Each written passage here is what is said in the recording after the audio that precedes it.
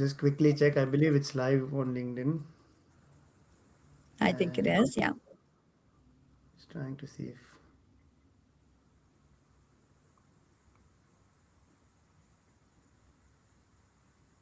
it's starting soon.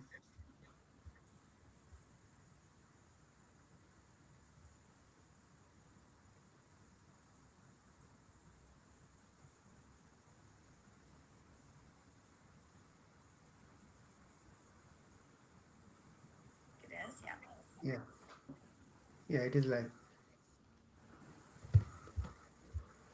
Let's just give 1 minute, just in Okay. case if anyone wants to join. This is live on LinkedIn, YouTube, and I believe on my Facebook profile as well. Oh, okay. Wonderful. I thought, That's fun either way. And yeah, now, unfortunately, I'm in a conference room, so the light's going to come go in and out if I'm not moving no, but correctly. this lighting is much better now. Before it, I think so there was too. yeah. Yeah. Let's just start in 1 minute. Hopefully, Okay. few That people sounds join good. in.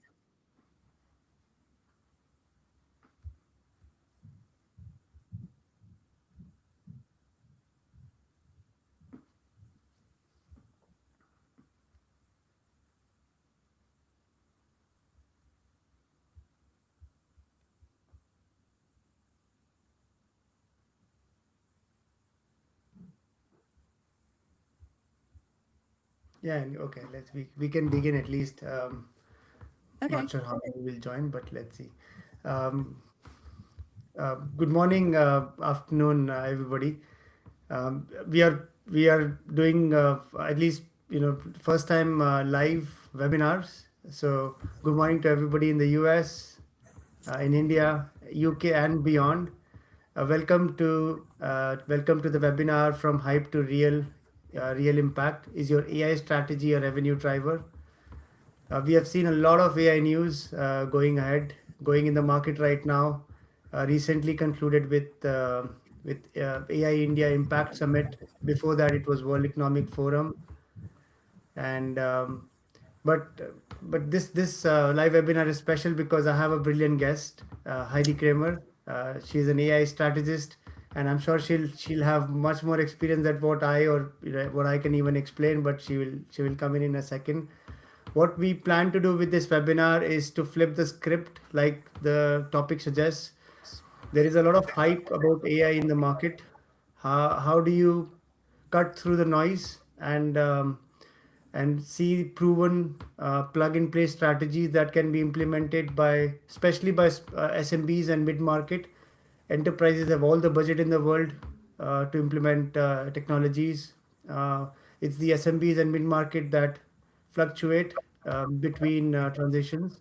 So we'll talk about that. How do you make sure that you get 20-30% growth slash cost and so on. Thank you for joining. I'm your host, Ronak. Let's make this AI webinar an unfair advantage for you starting today. I'll begin before I introduce Heidi and before we go deep into some AI conversations. I remember my father. He's a small business owner in India, and he started in computers and internet back when in the early 2000 or late 90s. So he's an early adopter of the technology transformation. He's 65 now. He was 38, 40 back then. So I'm of a similar age, and I'm sure there are many people of similar age where the AI revolution is happening. So for him, he has been a heavy internet user in terms of only sending emails and only watching YouTube videos in the past 25 years, even though his work involves being on the internet and creating documents for legal purposes.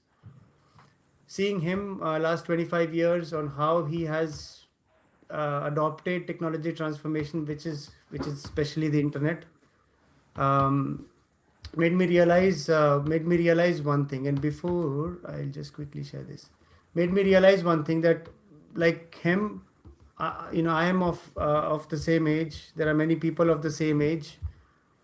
How do we make sure we take care of this transformation, AI transformation? Because many people think they use the technology, but are they really using it? How far is has their adoption gone? And especially for small business organizations, due to many issues, skills gap. You use AI today, but how efficient are So, you using it?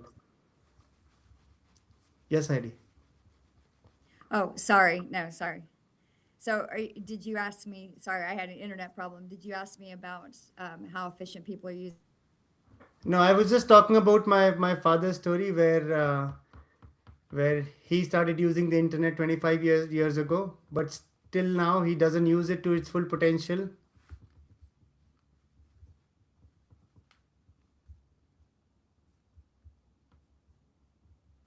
Yeah, I think there's an internet. So as I was saying,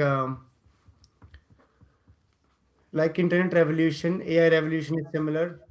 We are in an age where we have a lot of skill gap.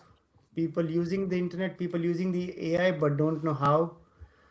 You compromise trust and authenticity of the content because so much is AI content been created, and SMBs are the worst sufferers in this age. So as of 2026, the global discourse on AI has shifted from if it will change the world to how fast and at what cost. And again, like I have Heidi today. So Heidi, thank you and welcome. In joining today's webinar.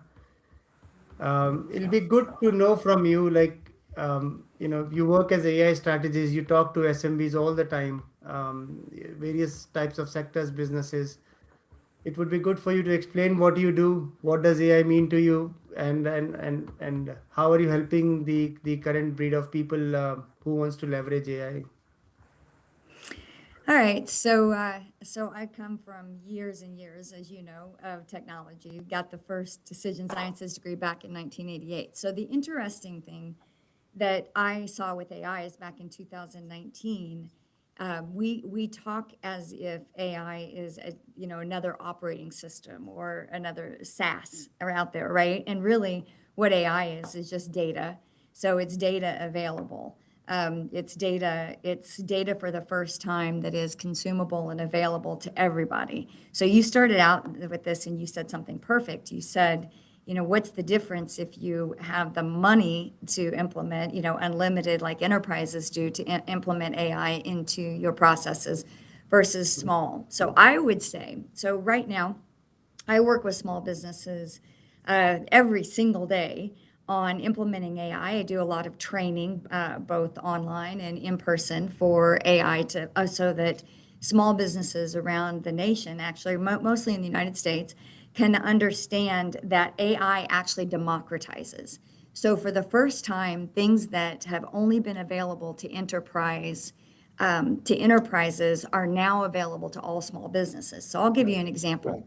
One of the groups that I have trained or have worked with is the Bar Association, our legal here in the US.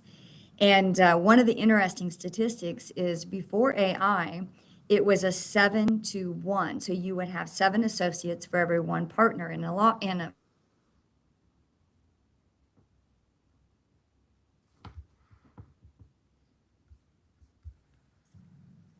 So we're already down to a 5-to-1 ratio laying at the feet of AI. And what has Right. happened is for the first time, the power of information is available to smaller firms at the level that it was available to larger firms. So I just recently read an article that said that we've hit, and it's kind of interesting because we talk about workforce shift, that says that there is actually new billing hour limits that have been hit by top partners because they can now spin off into their own firms and specialize in very small areas. So what Right. we're watching with AI is these small businesses are actually more powerful if they're implementing it. The big question is, in a lot of cases, what I see is small businesses are trying to implement it like you would implement Microsoft or like Right. you choose Mac, right? Or maybe you choose a SaaS, maybe you choose Right. Salesforce or HubSpot, and it's a different world. Now, what really matters is as a business, where is your data? What is your data that differentiates you? For instance, as a company, right? What, is it your customer data? Is it your sales cycle data? Most importantly, is it your manufacturing data Right. or your raw materials? And where do you get everything? And understand where that data is. And then use your mind. It's crazy because small businesses don't have a lack of imagination or innovation. Yeah. They just simply have a lack of implementation. And AI now gives them the implementation ability for all these ideas that you've had to be able to say, okay, where is our data that gives us enough information? How do we use AI to build this system to actually bring that to market, bring that better information, bring that better way of doing things to market? And then how do we make sure we're staying on top on top of this, because it doesn't take us that long. We don't need programmers or developers. We just need to sit down and have a good long session with Claude, Right. as an Right. And example. no, of course. And I think like I started the webinar by saying that SMBs and mid-market have an unfair advantage now. They are running in the same race as enterprise because there was like you said, creativity is there. It's just the manpower or the resources they didn't have, which through AI the gaps closed. I just have a statistic in mind. I was researching up, before this webinar, and in India, 76% of Indian SMBs are allocating 50% of their tech budget to AI, which is the highest rated globally in India, across the globe. So there is a heavy investment in AI by SMBs and mid market. But I think one thing I would want your views on is, I've often seen people talk about AI but fail in implementation. Where should they start? What are the low hanging fruits in the value chain that that they can implement quickly and get the confidence to implement more AI use cases across the value chain in the sector they are in? Yeah, that's excellent. That's excellent question. So the way I see AI is you need to look at it as a small business two different ways. It's automation or it's innovation. Now, innovation is what scales you up, right? Innovation is what brings new revenue in. It's what opens new Right. markets to you, right? Automation is what gives you efficiency, what drives efficiency. So let's look at I'm working with companies, and maybe probably an average of 100 to 150 employees, right? So how should you look at this with 150 employees? Well, what we're seeing or what I'm seeing in implementation is often we're looking at it from just the efficiency with no idea how to incorporate the innovation in there, right? And so you have to look at both sides of a company and say, of these 150 employees, it's not that I need to take that and make it 75 to cut my costs. As a small business, I need to take the 150 and scale it so I'm not a $200 million company anymore. I'm a $400 million company with these 150 people, right? With these same great people, now that I can tap into what they know of my industry and into their creativity. So here's how I see often implementation.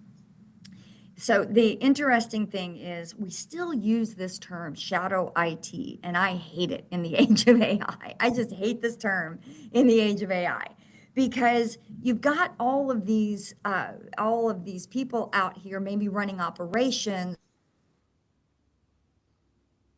company, and you've got project managers, and they're using AI. They're writing emails. They're using it for project management. They're using it to talk through problem solving, right?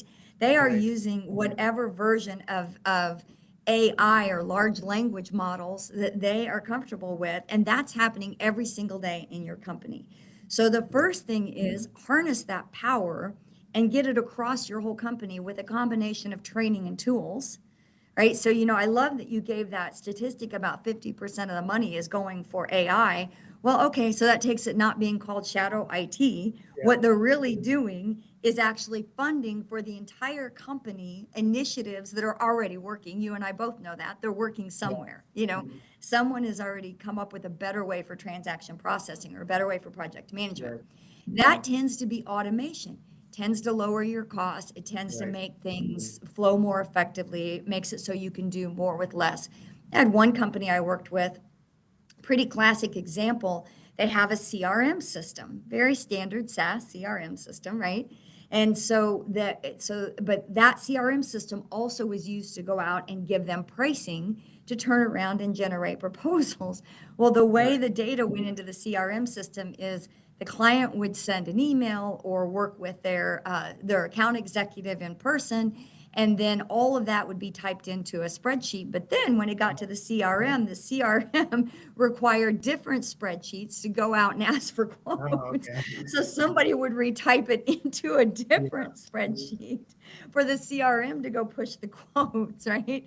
So if you know anything about AI, you can see where that would Yeah. obviously save significant amount of time, but most importantly, it's going to take your time to quote down, which is going to help you competitively. Yeah. So how did we redo that?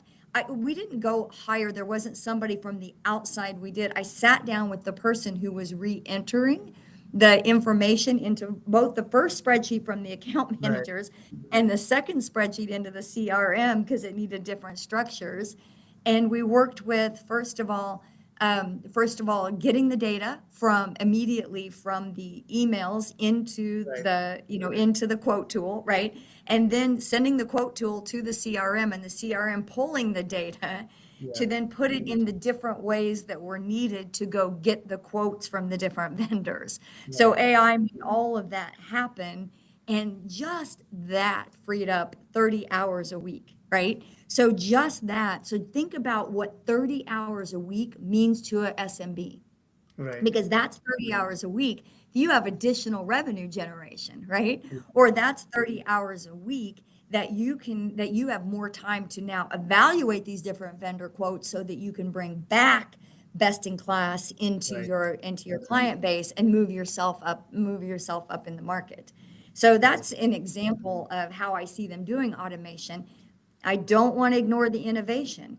I worked Right. with another company and they were very focused on how to automate tasks. But what I was very concerned about is they were a manufacturing company. And what I was very worried about was if you're not also at the same time while you're automating the order process and the data Right. coming in and out of the ERP, right? If you're not at the same time opening significant tools of creativity and kind of, as we know them, right? The AI LLM, the pro tools, the Yeah. deep research tools. If you're not also opening those at the same time to your product development team, to your sales team, to your Right. marketing team, right? If you're not opening those at the same time, then you're actually not moving that fast. You're actually not taking advantage of the democratization of innovation for an SMB.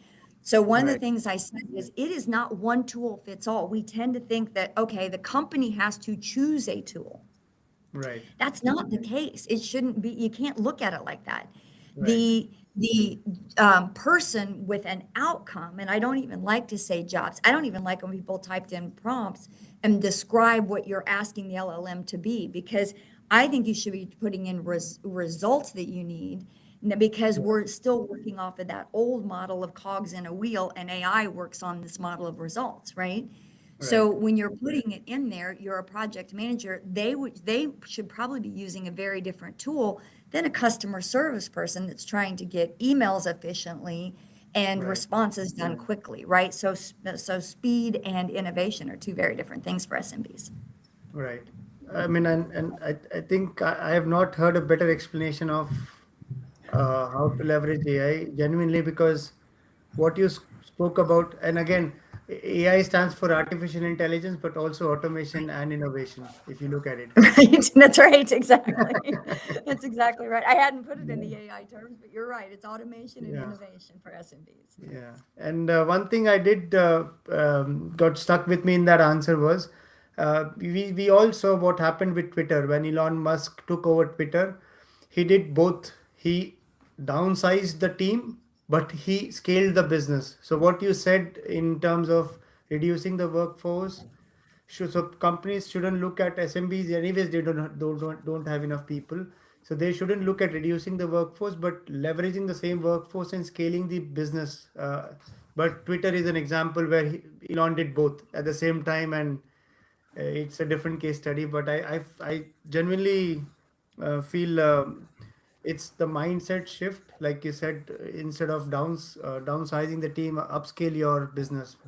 Try creative ways. And the third thing you said is about integration. Integration across processes. I was hearing at AI Summit, I was hearing a well-known business person and speaker. He said, I think it was Sam Altman. He said, you know, the job role is going to change. So what he meant by that is if it's an executive versus an HR manager versus an IT admin, those roles will dissolve now because part of that work is will be done by AI. So you will only so your role is not what HR manager does as an HR, but your role is part of HR manager's role, which may not even be called HR manager or something else, because you're just filling in the use cases and starting to work with AI, and so I just completely, my mindset completely changed. 5 years from now, we may not even have roles anymore. We may look at jobs in a very different manner than what we are looking at it today, and worried about jobs going away. Who knows, if the roles change, the work people do changes, there could be more jobs or there could be less jobs. It's just so dynamic right now. That's exactly right. And something that I use, because, I talk and train in this often, usually with specific vertical groups, right? Yeah. And one of the things I say is let's look at it this way. The Industrial Revolution happened in the late 1800s. That's when we created the world of work as we know it today, which is we all became cogs in a wheel, which is fine, so that the output could be greater than any one person. But we had to become cogs in a wheel to do that, right? Or we had to become pieces of the entire process. So that is actually, it's hard to remember. Obviously, it's hard to keep this in mind, but that's actually man-made. We decided that, we created Yeah. that society during the Industrial Revolution. And Right. so now, and look, there were a lot of hiccups back then. I'm from the Great Lakes area. And boy, the things that were dumped into the Great Lakes and there were some really bad things that happened in that Yeah. transition. Now we're going through this transition, right? Right. And we have some questions about how we're going to be able to manage through this, from an environmental standpoint. We're getting there. That's moving faster than it certainly did back then. Right. But one of the things I say is before the Industrial Revolution, people's jobs were about outcome. It wasn't the same way Yeah. we think of it today. A blacksmith was about specifically things for the horse, and what AI is not just for the horse. I'm sorry, it was specifically about iron work and all the variety Yeah. of things that iron could do to make our lives different and better. Yeah. Now, I think we're actually, believe it or not, we're coming back to more naturally where humans are, right? Yeah. And Yeah. so where we are is it's about the creativity of our mind and our skills and being able to Right. focus on what your skills and what your talents are, and then bring the world up because of that. And that also lines up with SMEs, because Right. all of these small businesses could frankly become their own programmer. Do you need to go Right. evaluate SaaS, or do you need to just know where your data is and develop the solution that you need to be better? And Right. in 2 months, make that solution even better, right? Yeah. Right. And so we're coming, we're into a different world, and and it's going to reform itself. But the Yeah. irony is, even though it's very robotic focused, right, or very automated focused, it's going to reform ourselves more into the way we are as human Yeah. beings. I Yeah. think naturally. And I think small businesses represent that more than anything. Because if you go More back than and any. look at what we were before the Industrial Revolution, that's exactly what we were. A lot of small businesses. Now we've got the Right. power of how to create these wheels and these things much bigger than us, and keep the innovative mindset of what an SMB is, and the way to, and I keep calling my term is Right. micro vertical. So, Yeah. how do you really go down? Because I think we're in the world of micro verticals now. Yeah. So I can become an absolute expert on one piece of how that wall gets aligned, right? And Right. I'm the expert at that, and I love that, and I'm fascinated.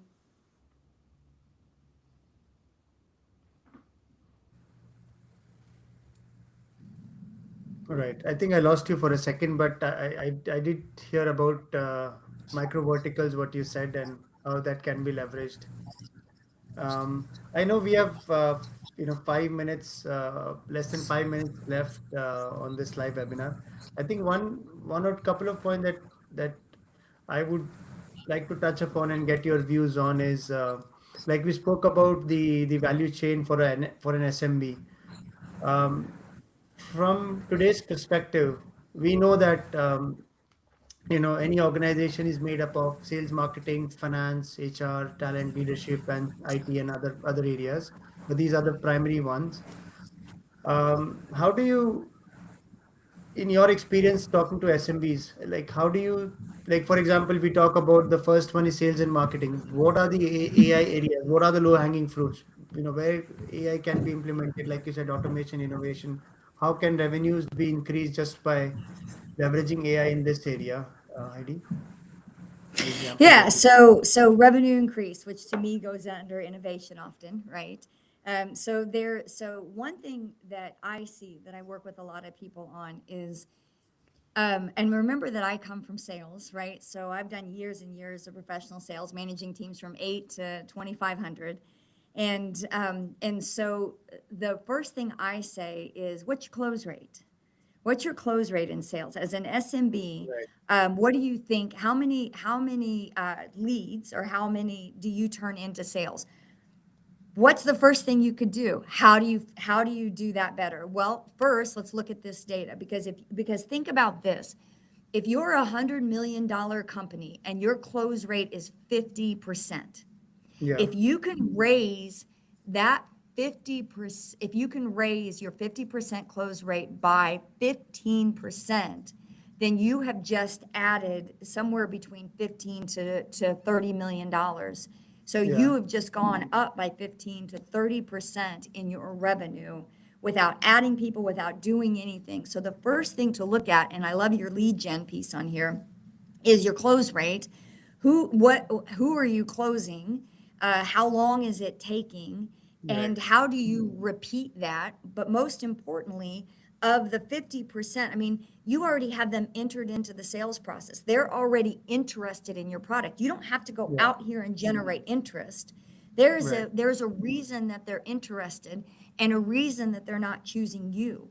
So one of the cheapest, fastest, best ways you can do is have a combination of a team with AI do an evaluation. And you don't, it can be AI that's already built into a CRM, right? Yeah. It can be doing nothing more than gathering the information from your sales or your inside sales team, or even your customer service team, and Yeah. understand what this 50% we're not closing, what are their commonalities? So what are we missing, so that we can get maybe another 10% of those, or 15% of those, because that's a huge, and again, I'm only talking in US dollars when I say 100 Yeah. million, but that's a huge difference for an SMB. And it created both bottom line and top line for you, right? Because Right. I'm sure that all of your expenses are not fixed, or not incremental. Right. Some are fixed. It just doing that. And most people tend to think in terms of automating transactions. Agree 100%. Automating transactions is a fact. but that's already kind of here. Right.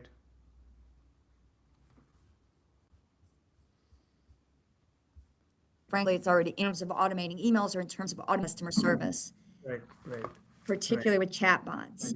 And so the crazy thing is you can often get the biggest impact by evaluating who you're not selling to, but who's already interested in your product. Right. Right. I mean, it's again really good insight. The second business function we talk about is finance and accounting. Uh, there is a lot of manual entry audits, like you've explained in the past about CRM manual entries. There is a lot of manual entries that were there. In your experience with SMBs, any use case that you have seen or how they should implement AI across finance and ops to especially improve the operations and reduce the expenses Everybody. by leveraging innovative Yeah, technologies? there's an obvious one, and I tell everybody to look at this first. Yeah, cost center allocation. So the first thing you should do is look at how you're doing cost center allocation. And at SMBs, particularly when you're smaller, like when you're a micro business, they spend a lot of time allocating. I always joke about get your Friday afternoon back, because they spend a lot of time allocating costs and trying to make decisions. So make sure honestly, cost allocation does not need human intervention anymore. It needs just a couple things of training. So the first obvious thing that you can always do in finance is cost allocation. And then I gave you an example of operations. There's always in accounting, you find Yeah, duplicate entries, and it's usually under the guise of a compliance. But yeah, frankly, AI can handle your compliance problem and take away 90% of your duplicate entry. So often you see people doing a double check, and you need to insert AI in that process and then just do maybe a human in the loop check. Those are right, always the two things. And I have never seen it save less than 30% of their costs in transaction processing. right, right. I think I think the way this discussion is going, we could do 2 hours and still not be enough because I've barely covered anything in this session today. Right, we Uh, just got started, right? Because there's so much in depth, yeah, and there's so much for SMBs here. There's no question. yeah, And the crazy thing is, in 7 days, it'd be a different conversation because things are moving so fast. yeah, There's yeah. even more things out there right now. Yeah, I mean, I could go. I wanted to go deep into each business process, but looking at the time, and I think we can maybe plan another one later. Yes. But I think one thing I would um, want to ask or want to discuss is with this is a big transformation that's happening with AI. There are various generations of people living in this world right now, like Gen Zs, Millennials, Gen X, Boomers, Alpha. And now the new Beta has come 2025 onwards. I have two kids, 6 and 4. So like again, you've been part of a transformation in the past as well, internet transformation. How have you seen generations cope up, not just from the SMB's perspective, but in general? How have you seen those generations cope up, and what advice would you have, being in this industry for for so many years now, so many decades now, across generations? Yeah, so the different generations, I will say, the interesting thing is the natural alignment is gaming and AI. So, for generations that spent, that just have these as their side. I actually remember years ago sitting in a boardroom trying to convince a bunch of board people that they would actually have this in their hand with their own phone number. That's how long I've been around. And so, but when I look at the generations, it's very natural for them to understand that they can just prompt and do things like solve dual Yeah, entry. One thing I think that everybody has to keep in mind that is very hard because we have not made this, AI has moved so fast that the support structure for SMB has not moved as fast. So they have their typical partners, which may be accounting and IT and, their licensed resellers or whatever that they're looking to help them implement IT. Well, the problem is we've done especially in generations, we still have generations that have this view of any technology as something that needs to be evaluated and then vetted and then security tightly understood. Now, security is important in here, but not in the same way. Yeah. And then we go through implementation. I mean, how many great ERP systems has everybody lived through that? Have pain, right? Yeah. And so they have that, like the AI is something that has to be vetted and analyzed, and instead the way the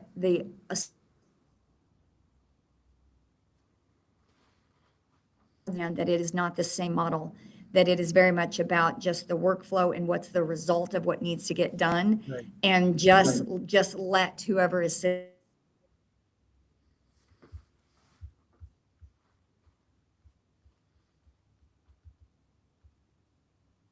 think I lost you for a second. to risk your company like it used to. Yeah. And so I think I think in many ways, our old models have done a disservice to baby boomers and Gen X and. Right. Right. I think I lost you there for a second, but I do understand. I think for Yeah. me, um, from where I am, um, I have, like I said, two kids and so on. So I think about a lot because, especially the influence. I mean, the biggest tech CEOs are saying world's going to change in 4 or 5 years. AGI will come soon. Elon says that nobody has to do work in 5, 7 years or 10 years from now. I see all countries coming out with their 2047 AI agendas and what they would implement AI by 2047.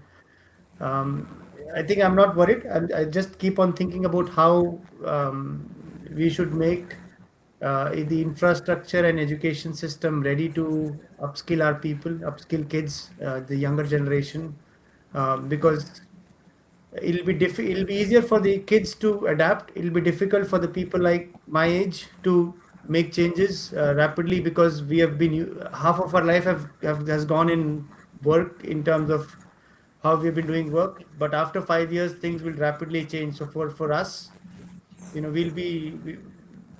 we'll have to look at the world in a different way, and hence these kind of webinars or knowledge on AI without fear mongering or without you know, without fearing about the future. I think it's very important to know what's happening, and with all the sources that are there in the market right now.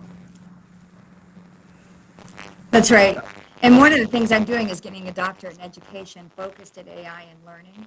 And so the biggest shift that we didn't make fast enough because AI came on, but the Yeah, biggest shift is the education of our children into critical thinking and problem solving, right, and not rote, not drill and skill. And unfortunately, particularly in the U.S., um, not as much in India.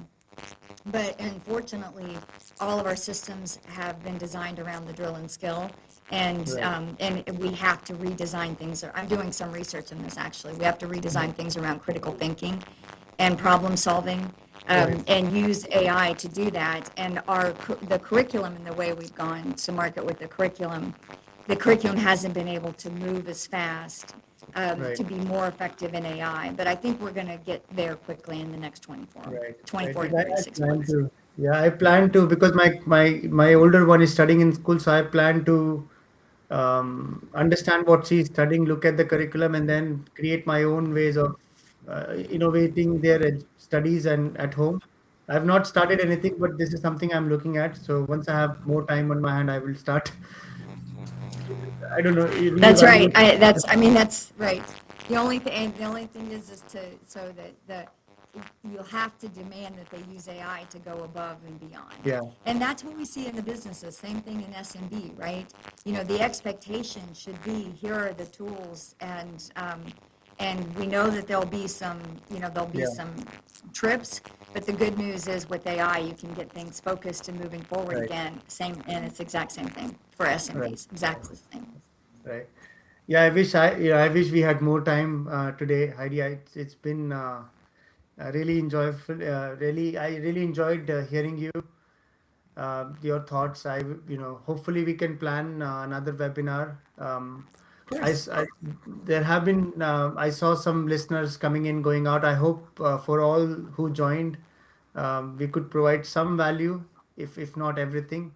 Um, if you see the QR codes, if you want to reach out to Heidi or myself, feel free with all your questions. I hope we can do another webinar, pretty much focused on the value chain itself, and then because it's so important to, it's not a trend anymore. AI is not a trend anymore. It's a necessity. So it's so Right. important to be with what's happening. Heidi, before we leave, any last words from you, before we end this session? No, thanks for the opportunity, and it's so much fun to figure this out, and and to take away our old paradigms, and I'm just loving being a part of this. I mean, I've got to be part of one technological innovation after another.